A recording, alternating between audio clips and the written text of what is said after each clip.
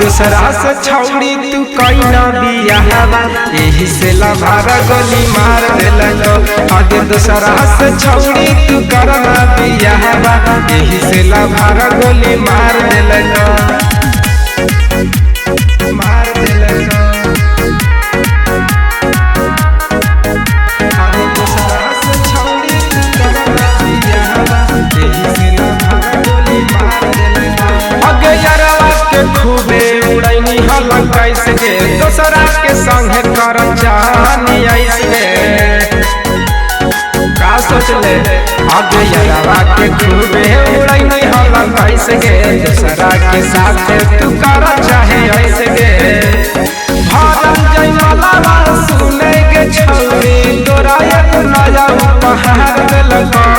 दूसरा से छौड़ी तू कहिना बियाहवा यही से लभारा गोली मार देलको। अगर दूसरा से छौड़ी तू करनी बियाहवा यही से लभारा गोली मार देलको।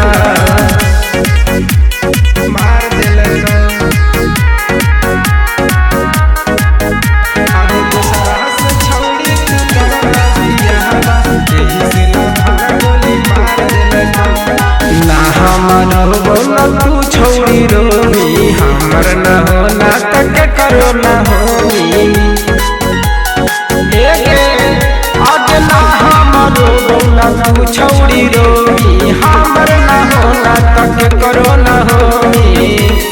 कहो ससुर धना बिहारिया के छौड़ी जवाब तोरा एकदम करार देलको। अब दूसरा से छौड़ी तू कहिना बियाहवा यही से लभारा गोली मार देलको।